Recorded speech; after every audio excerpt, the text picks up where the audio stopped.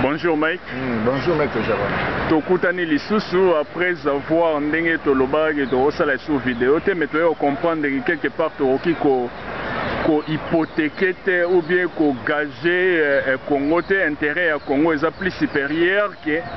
bama munyoso de sala yango moni que non on s'est dit que non ndenge za boeto revisiter encore décision au biso de zwa ngana yo et yango moni que to reprendre sous ba vidéo puisque mais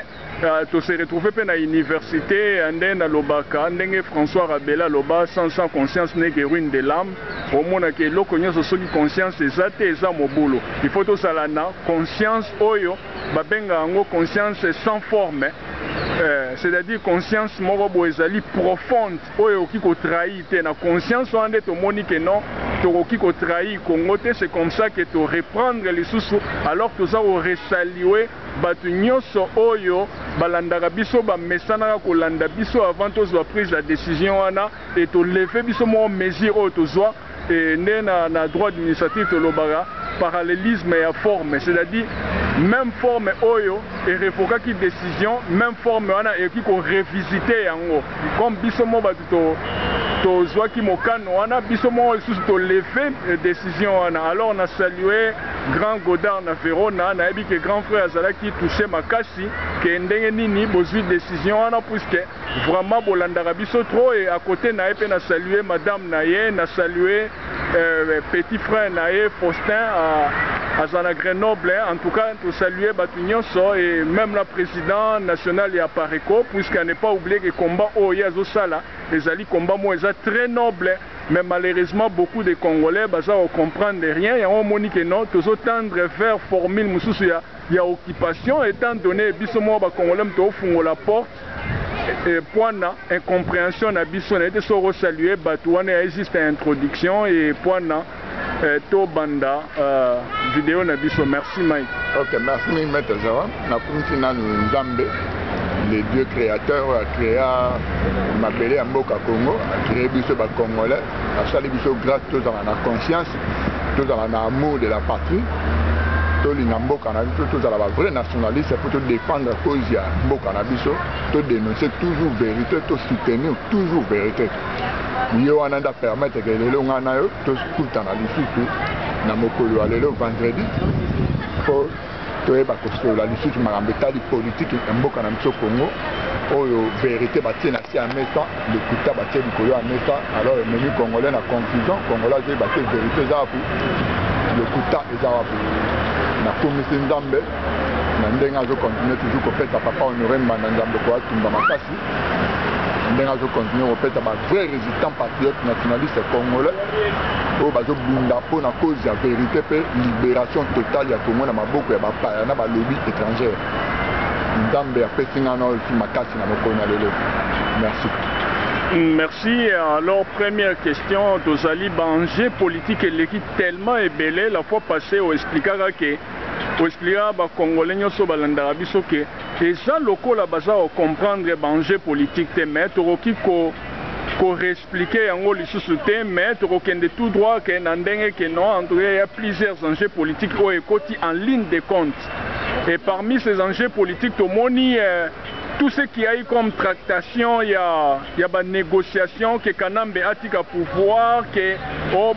SADC, la communauté internationale, au Kanaye, mais pendant que les Congolais belé sont toujours distraits, ils réalisent que le Congo est sous occupation,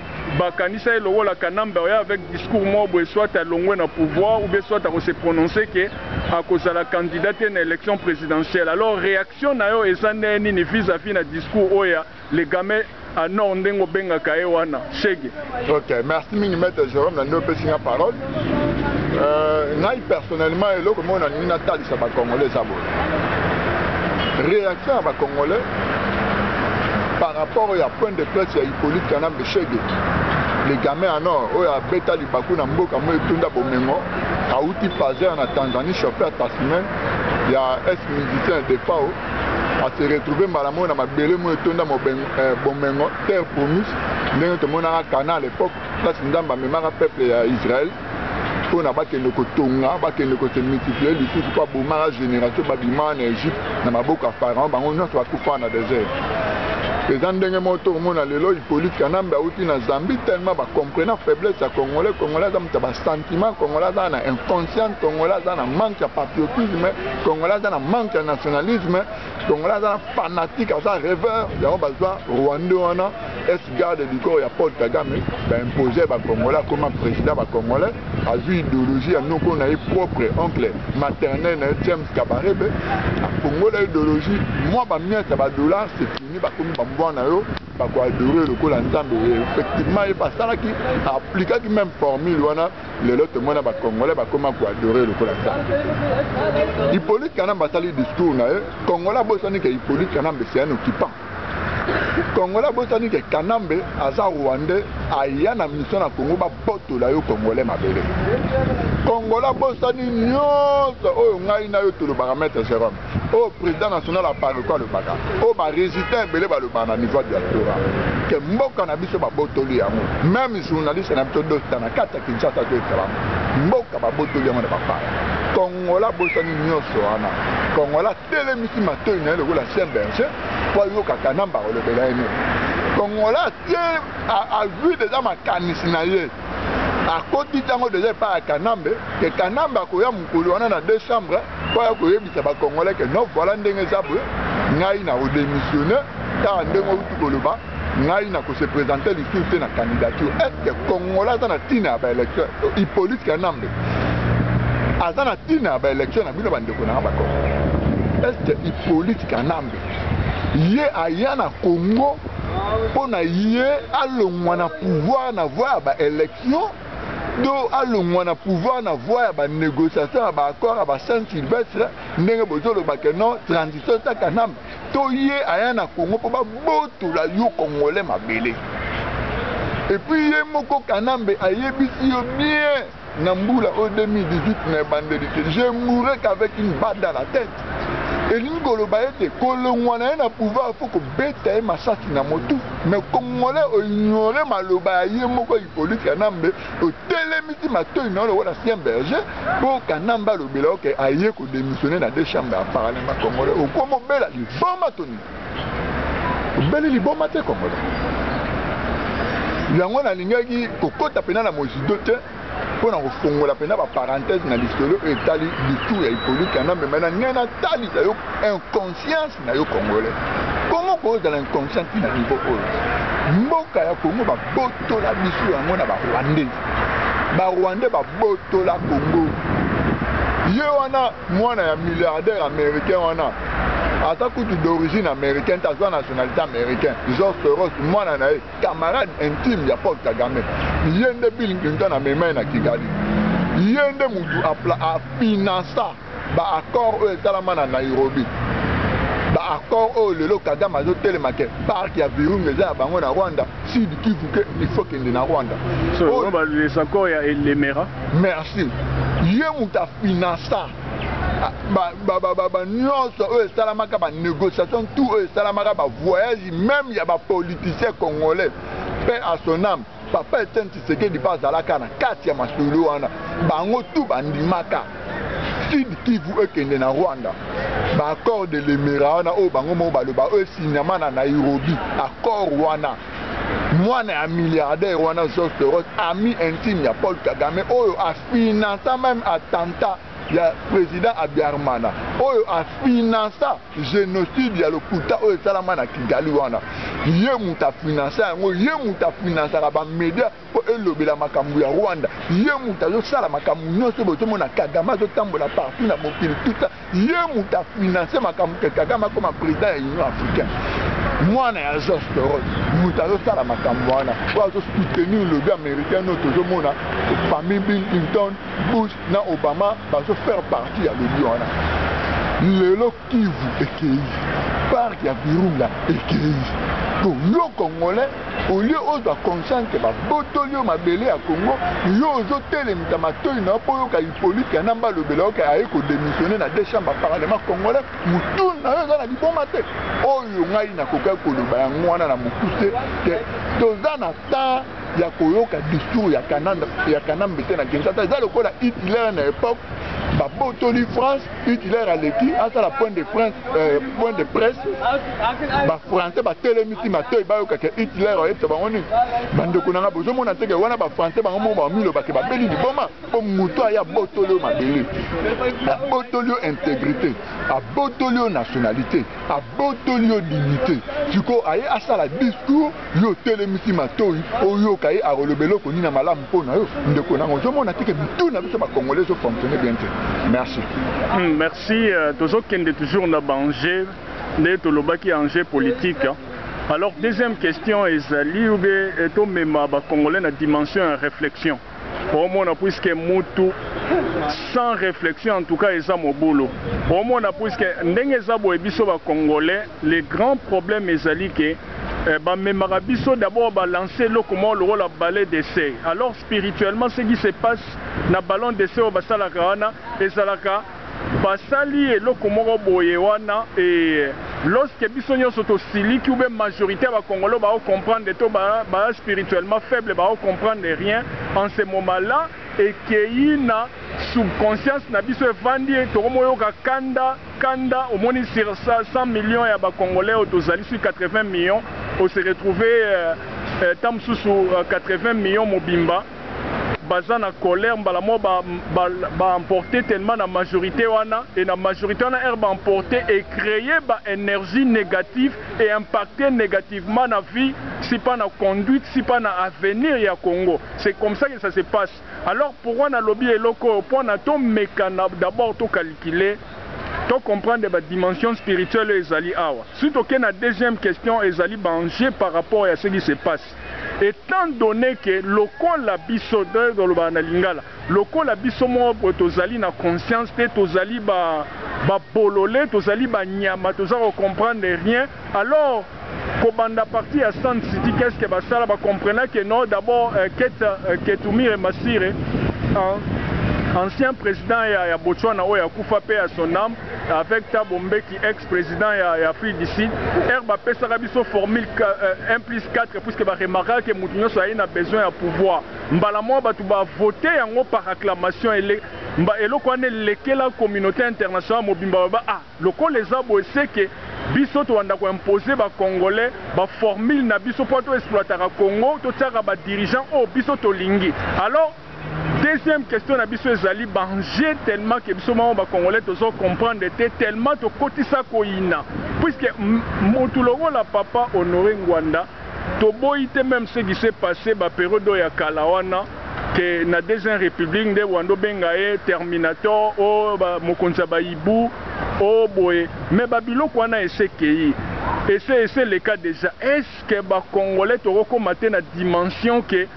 to pesaye confiance devant un homme oyazali très ferme, un homme oyazana agenda ya communauté internationale pour que alongola Congo na boumbu en ce moment là Congo et profiter na ba congolais nyonso puisqu'en terme à droite le bango ezali ni propriétaire, c'est-à-dire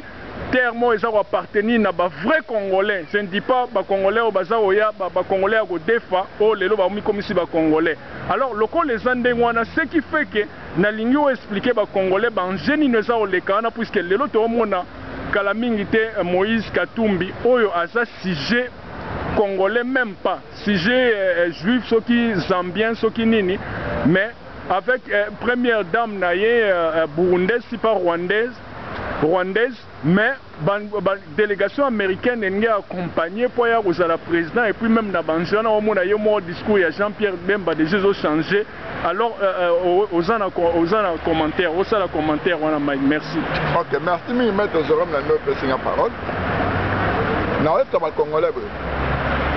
tant on ndamba sala rambisi ndamba lobela ramai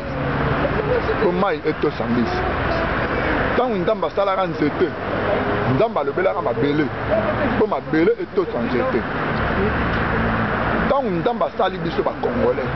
ndamba lobela territoire ya Congo po eto sa biso ba congolais ta pesa ki biso ba congolais devoir de protéger mabele wana po ezana bomembo apesa ki biso ba congolais pouvoir de déjouer ma force négative qui est monde des ténèbres. et dominer sur le territoire congolais pour aimer la biso haute mona depuis l'époque déjà roi Léopold 10 millions de Congolais bakufa. Nzambe ayebi pourquoi apesaka ba Congolais mboka wana Congo. Mais na désobéissance na biso mo ba Congolais, inconscience na biso mo ba Congolais. Tomi dévaloriser biso moko. Tomi pesa jamais valeur devant territoire wana ya Congo. Yango moni lelo biso moko ba Congolais to pesa mondele pouvoir pifolikolo na biso akoma kosala o nyonso alingi na mboka wana babenga mboka wana eza territoire mo sous tutelle mboka ezanga ba propriétaire eza biso moko ba Congolais mukito meme mundele pa koma tina niveau wana ndenge mettre zéro mauti ko fongola ba parenthèse na kosongela ngo litu pena na mozindo te accord ya santiti tango président Thabo Mbeki na ex-président Botswana o akufa pe à son âme. Quand on impose à Congolais 1 plus 4, Congolais andimi 1 plus 4, président rwandais, vice-président à défense rwandais, Zaïd Ngoma, Moutaba rwandais, Nani, oh la ligne comme la cigare trop on a tout ça, Yoro d'Abdoulaye Ndombas, Yaba rwandais, à part Jean-Pierre Bemba, andima économie pour Alanda et Makamba Bambon, Mundela Monara Pena non. Congolais a vraiment vrai médiocre. Congolais a l'indi Congo te, Congolais a l'indi développement à Congo te. Na fongo la bonne parenthèse mobe pour na kota na mozindo na motuno mettre zéro matuni ngeza motu ya makasi. Tant Laurent Désiré Kabila a koufi. Ba Belge ba kei na États-Unis d'Amérique. Ba tu ba planifier le Laurent Désiré Kabila et ça ba Belge. Moutaboma Laurent Désiré Kabila et ça Hippolyte Kanam. Tant que les Belges sont aux États-Unis d'Amérique, ils sont dans l'administration Clinton. Une partie de l'administration Clinton, on a le col a commettre assassinat un chef de l'État dans Mboka wana, à l'époque, Monseigneur Mosengo, président, a présidé transition. Une organisation à l'élection de ceux qui te soutenir Rwanda na Hippolyte Kanambe azo bokonzi azo ngona voix moko ya ba élection azo ngona voix te ka remplacer Kanambe mais eloko nini ba Belge ba ebisaka une partie na administration Clinton o ba vota ki de wana ba lobi ba Congolais ba linganité pe ba lingi Congo te plan obiso to elibino que toujours kaka yé o a assassiné Laurent Désiré Kabila o azape na vrai fils biologique na été mais le kola yé moko Laurent Désiré Kabila a présenté na face ya mokili même na ba média ya mokili ke wana zali mwana na ye to profiter kaka na maloba Laurent Désiré Kabila to joyer kaka wana Joseph Kabila na fono na ye o vrai non za Hippolyte Kanambe to remplacer papa na ye ba Belge ba convaincre administration Clinton à l'époque o ba proposer ka batia Monseigneur Mosengo a présidé transition na 2000 LR ba assassiner Laurent Désiré Kabila pas Hippolyte Kanambe ba yepe ba meka yango esimba ba ndele ba mona pena ba abi voilà donc ba Congolais pena ba lingi Congo te ba lingani te à partir ya action o to mona ki na formule 1 plus 4 o pe to moni suko ba Belge bo confirmer yango pe to confirmer yango ke eza vrai etikali ndengwana biso ba lobi mututo bandaka ko poser ko imposer plutôt ba Congolais ba président na mboka na bango na ye na motuna o maître Zéro Matuni na pourquoi biso ba Congolais toujours boya papa Honoré Ngbanda un vrai Congolais oazo tambola na vérité oya ko libérer totalement Congo na maboko ya bapaya o to bengi ba lobby international papa Honoré Ngbanda bino bo bengi ye bolobi ata chef ya ba ibu ngana oyepta bino loko moko na ba recherche o ngana salo awa na Afrique du Sud toza na unité mo babenga yango aigle eza awa na mboko Afrique du Sud tovanda maître Jérôme ibu ezalaki unité ibu ba créaka yango po e kanga ba militaire o bazali kotia trouble na kati ya ba civil ba militaire o bazali ko commettre ba crime na ville province ya Kinshasa à l'époque yango ba créaka unité wana ibu eza même awa na mboka oyo Afrique du Sud eza na unité moko aigle unité wana bango soki ba bimi te ba koti na territoire o ba bandi ya likolo ya niveau ya likolo ba coopéranga na ba chef mututa ba renseignement na ba mafia ba drogue ba ni tout ça bango l'air ba bima po ba sa l'opération na bango en tout cas la dégâts ba tu ba kufaka na ndengo osakana te unité aigle pesa na mboka o chef na bango babenga kenan Scorpion. Papa Honoré Ngbanda bino bolo bio Terminator partout na mokili ba chef ya ba unité ya makasi même so okei na Russie na mboka ya Poutine lelo eza na unité moko na Russie kuna babenga yango ba Red Dragon Rouge chef na bango babenga kaenan Scorpion chef ya unité wana ya ba Russe kuna unité to bengi Dragon Rouge awa na Afrique du Sud unité Aigle chef na bango babenga kaenan Scorpion papa mwa mukolo ya mundele azabu ya mboka oyo mais Mike nakati ote même ata président oyo actuel ya Zimbabwe unité na bango baza kosala opération na bango banda kobenga crocodile unité na bango esalaka crocodile mais omoni accédaki na pouvoir après avoir remplacé Nano Mugabe baolo wa crocodile akoti na pouvoir donc c'est question ya ba ezalaka ba omoni opération nyonso esibisaka za na banon nango na basobriquet mais oya biso ba congolais tellement buzobeleki ale to vandisi yango wana to mona même pas danger na sens que mutu wana o papa Honoré a capable ya longola Congo na a déjouer ba plan nyonso au communauté internationale baza au sala contre le Congo mais tozara nino o continue Mike. Merci. Bon, mon nom est Jérôme Dengayo, qui est actuel président de Zimbabwe. C'est-à-dire Congolais, il faut tourner la histoire du Congo. Tellement que ça n'y a pas de sentiment de fanatisme. Il y a un moment où faux politiciens au Congo, il y a un mouvement. Ah, Terminator, ah, Ibu est une unité spécialisée pour braquer les militaires au système terreur à l'époque. Dans Mboka ya Zaïre, dans Mboka na Mboka na Congo Zaïre. Ba benga ve Terminator pas avec chef ya unité na Terminator te pour aboma la population congolaise. Bien que asala qui sous la dictature ya président Mobutu, mais ezali partout dans le monde ba unité wana ezalaka. Ezali ba terme moko codé. Ba kolo ba Terminator ayo koto. Bino tu ba civil te botana ba comprendre te pourquoi ba bengi Terminator mais bango mo ba ta service ba bi Terminator oya na territoire o. Ba kolo ba unité Ibu la Barcelone na buta lelo na commune tel mais bino ba civil dans bozana boye ba kutu teke balobi terme mo unité Ibu l'équipe bino kabo mais bango na ba ta service ba bi na commune na Selembao et si ba sali ba investigation ba criminel ba za trop kuna alors unité Ibu lelo et au sala mutana ngo po et nettoyer ba criminel wana nyonso zala ndenge wana papa Honoré Ngbanda ba congolais bande ko na ngai tous soutenir papa Honoré Ngbanda. Le seul Congolais lelo ou même Mundele américain ou aza derrière lui, Mundele à russe ou aza derrière lui, Mundele à belge, Mundele à français, bah yebi que le seul Congolais ou aza na vérité ou aza li contrôler te na ba lobby et ali papa Honoré Ngbanda.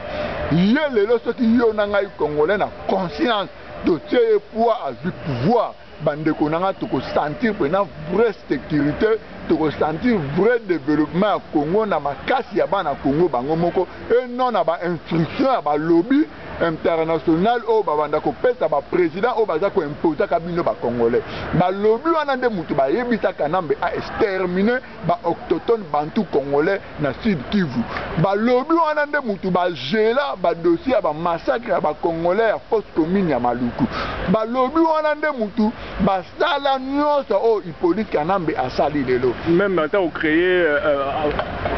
ADF na loi rolo ba penini ya secret wana ADF na loi se justifier kutu ya organisation mo ezala kutu ya ba Uganda tene ba loba ba kosela Koni wana so John Koni mais Kanambe mo mta créer unité wana o ko enchaîner Mike. OK, merci mingi. ADF na loi les deux officiers militaires congolais et à part de ce Baki Maki na exil ONG moko ede bango na niveau ya Kivu ba militaire wana na exil ba témoigner devant journaliste na biso Jean-Luc Kiengi ye mutasala ki interview na ba militaire wana bango moko ba participer massivement na massacre ya ba congolais ya Kivu na territoire ya Beni. Or des où te pas ya Hippolyte Kanambe Moutazali ko gérer, ko financer, ko organiser ba opération na général Amisi oyo bobengi Tango Fort. ADF na lu ezali ba Uganda te yango moni lelo président ya Uganda a telemela keloko wana fort ke bazali ko salir armée na ekolobaka ba militaire na bazo kota na Congo DRC bien que yepe ba lobby baza ko utiliser pour na état désordre na Congo mais le Kagame pena vu mutu akomi pena chef de file ndenge te baka Museveni Kagame pena vu le débat et que Kagame nde muta kotita kanambe idéologie wana créer unité moko ya terreur oyo kozala mélanger entre ba Rwandais na ba Congolais mais to lati sango ke ba utaka Uganda. ADF Nalu ezala jamais ba Ougandais, ezala ba Rwandais accompagné de certains éléments à part de ce pour basta la terreur au ba ko sala na Kivu ko boma ba lelo vérité et bimi na lobi na minobo landa Jean-Luc Kienge journaliste congolais dans na mboka États-Unis yé moko mtasali interview na ba militaire wana bazana ba photo bazana ba audio ba makamunyo to ba opération tout ndenge ezala organisé ba mbongo ndenge za ko uta Kinshasa et pas Hippolyte Kanambe et na nzela ya Amisi Tango Fort pona ko financer bato bazo sala terreur kuna na Beni yé moko Kanambe mutazali derrière ba biloko wana bandeko na ngai tozwa conscience na makambo ya Congo donc soutenir papa Honoré Mbanda Nzamboko Atumba. Enjeu politique est difficile pour nos Congolais au comprendre. Le plan machiavélique est très difficile pour nos Congolais au comprendre. Biso to sengi na yo ka Congolais, ngai na maître Jérôme to sengi na yo. Tia ta conscience na en place. Otala avenir ya Congo ezokende wapi. To bazolongola biso na occupation rwandaise o ya Hippolyte Kanambe, Rwandais abala mwasimo Congolais kana ndenga mafia na camouflage. Voilà. Mais le suko tozo kota na occupation pénale juif zambienne première dame rwandaise ou burundaise donc bande konanga ba congolais nyonso wana bozo mona yango te bokangi misuka pona ba sentiment na bino ba faux politicien baza na Congo bazo mema mne lokola mopepe o to pesa Soriano mo Sadat Moïse Katumbi chance yenda développer Congo mais bozo mona danger wana te que tozo longwa na occupation poto kota litu na occupation e ko kende ko silisa o kanamba silisite po ezali toujours ba lobby étranger wana o Donald Trump aso bindana bango lelo Donald Trump aso kama koma ba congolais bazo soutenir vérité te ba congolais bazali animé na ba sentiment na fanatisme na bazo soutenir massage ozo mema toujours mboka na ba na libulu na entretien o basala na président ya Russie Vladimir Poutine. Merci. Merci. Bongo sikoyo s'agissant dernière question na biso pona mukolo lelo. S'agissant mais eza logola eza un peu moins flou à ce qui concerne Jean-Pierre Bemba puisque to landi discours na ye eza logola neti Jean-Pierre Bemba a commis na ye ko encourager Soriano même à ta candidature unique wana pendant que Soriano Kalaming ta okita avec délégation délégation américaine pour na bakende ko installer kuna et puis ba memaye a postulé na ko postuler na ndenge asa la candidat à la présidence au moment où asa ko répondre même pas na critère un congolais pour la candidat à la présidence il faut un congolais à 100%. Or il n'est même pas ça étant donné que biso mo ba congolais to ba nyama et Jean-Pierre Bemba andimi yango ezalo ba sala qui lavage ya cerveau na kati ya prison et na epte so réaction na yo ezandenge nini pendant que baza oboya papa Honoré mais tala ndenge to se piéger lisu occupation ya visa na première dame lisusu oya ça que Hippolyte Kanambe quand même a camouflaki mais aussi koyo d'abord Hippolyte Kanambe ezala lola de mensonge moboye Laurent Désirable mais mabiso na mouvement et to eba mwana nae et Kanambe abala Olive Rembe. Et par après, tout le monde a Soriano que rien. La fois passée, na Kendaki na Zambia, Zambien, c'est juste une parenthèse. Zambien, moi, Ebisinga lobby, Moïse Aza, 50% congolais, 50% zambien. Ce qu'on a tourné question piège, na sali moi maétique na bibo. Si Moïse, côté à Zambia, et côté Nine, côté à papa, côté à maman, habité côté à maman. Mbalamo na boya retourner question que Moïse nengeza boye papa ne asa mundele na boya souci zera ndenge wana ko mnando kende Zambie donc ezalo ba blo nde wana oko continuer. OK, merci mingi maître Jérôme pour la question na yo. Mutuna opena faut ko limbolela yango malamu pour congolais au comprendre. Na landi intervention Jean-Pierre Bemba le 24 juillet na Belgique. Point de presse ndeko Jean-Pierre Bemba tant ba tourner l'istolo et tali Soriano Mosalias Moïse Katumbi ndeko Jean-Pierre Bemba répond à l'objet à l'inko kota na ba polémique wana mais quand même a répondre qu'à peut-être point de vue concernant nationalité ya Soriano Mosalias Moïse Katumbi ndeko Jean-Pierre Bemba tali biso d'abord non Barack Obama à le bibota la cas aux États-Unis d'Amérique président noir Barack Obama papa na azali Kenyan maman na américaine le gango bien ndeko Jean-Pierre Bemba papa Kenyan maman américaine pe Obama botama na sol américain et puis Obama ko président Amérique et uta na appui ya ba lobby au ba tota désordre le na Congo lobby américaine eux allez financer na ba George Soros mwana na ye tout le monde na ba famille Clinton tout ça au lobby a mis balé total à équipe nationale ya France. Oh makambu ya football jamais qu'on mélanger en la politique. Il y a équipe nationale à France 90% ba africain ba petit France coupe du monde. Ça pose problème déjà les lots Marine Le Pen à le bac on déjà dans le parlement kuna exemple na dignité pour na ba citoyen français ba africain de ba pesa ba coupe en ngwana il faut ba français ba mo ba bunda ba mériter. Azan la raison. Il y a mis ça au lobby Moïse Katumbi ndengazana Soriano Mosalias Moïse Katumbi aza frère ponayo ako zonga na Congo ako postuler ako comme président tout le monde a polémique tala ba nationalité batu total ande beaucoup plus de développement à Bamboka ndenge ba nation qui va se développer va ko évoluer yanga na répondre président MLC na ebita soki MLC le ngwe dans maboko ya Yoweri Museveni ba Uganda tout ça toujours gérer financer na Museveni ndeko Jean-Pierre Bemba Gombe et là qu'on a na otalisa tant yo lobi ba propos ya ndenge wana quelque part au respecter constitution ya Congo constitution ya Congo lobi po ozala oleka na moponami na magistrature suprême il faut ala papa maman congolais mais yo là otali constitution te oyo bozo tenga lelo na Chege Hippolyte Kanambe ya azolinga ko respecter yango te pona boyi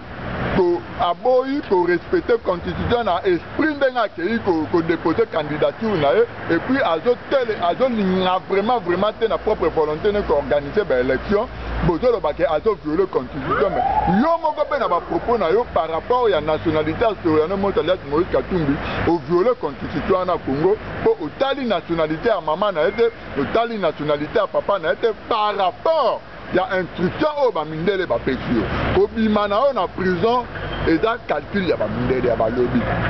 ba bimito na prison pourquoi parce que ba monaki que bitou ya Chilombo ya Sainte Thérèse mundela comprenait que Chilombo za na poate 12 millions ya population bazala na Kinshasa na discours ya Sainte Thérèse 250 000 personnes mundela allait convaincu ta monaki que Chilombo za lisu na poate yango ba monaki il faut ko bimisa ndeko Jean-Pierre Bemba là oya na Kinshasa lokola ba yebi ndenge population congolaise a fonctionnaka surtout oya Kinshasa ba ko landa masse wana ya UDPS familial na masse ya ndeko Jean-Pierre Bemba o bomoni ba lobi candidat unique ndeko kende ko soutenir candidature ya Soriano Mosalias Moïse Katumbi eloko wana ba congolais faut boye ba ngo tant to dole ba enjeu politique na ba plan machiavélique place ndela ko maki yango wana to bi misa Jean-Pierre Bemba po aya ko tia foi na candidature ya Soriano Mosalias Moïse Katumbi pe bima na face ya mokili ke congolais ye moko andimi Soriano a diriger na Congo bien que bango ba imposer mais ba osala toujours mo ba système mo ba manœuvre mo pe bima ke dans ngo bango te da yo moko na propre volonté na congolais ondimi Soriano Mosalias Moïse Katumbi akoma président na territoire na yo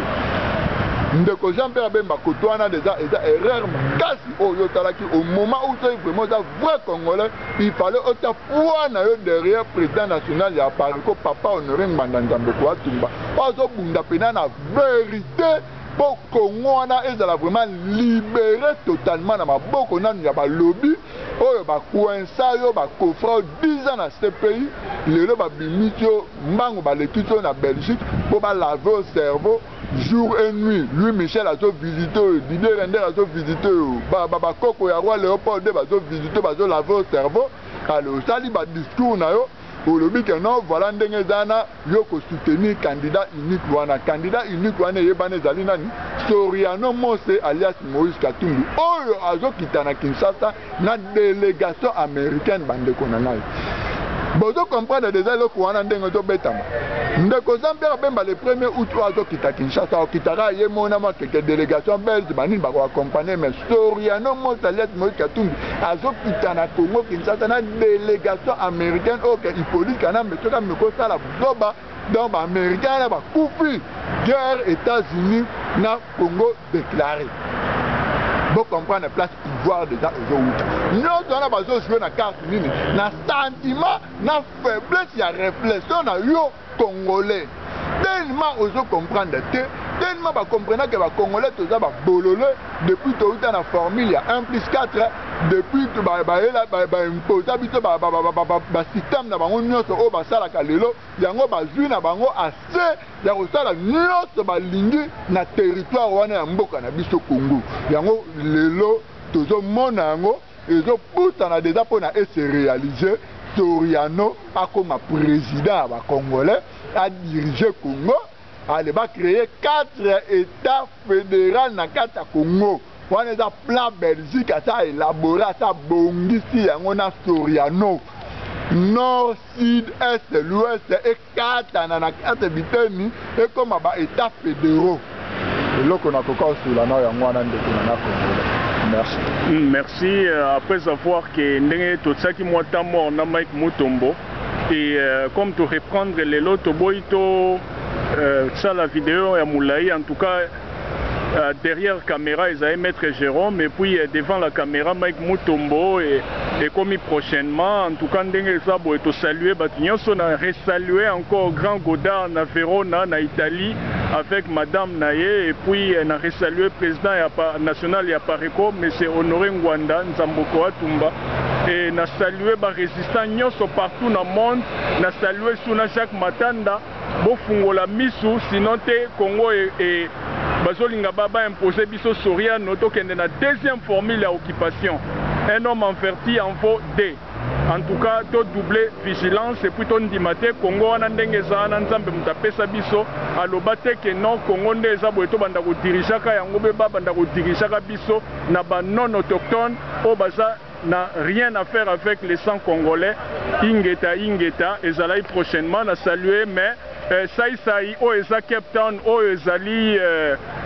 Johannesburg te wa la blague Saï yo mo moni alors na pointe na saluer général Katakata na saluer Mike Alomba na saluer colonel Bayi Moto na saluer lieutenant Jimmy na saluer John Kitete le lieutenant John Kitete na salué batunyo so colonel Yasser o eza Cape Town ne tombera pas yo Saï oyembela kanambe mais oye osala sous blague na Cape Town et comme prochainement ingeta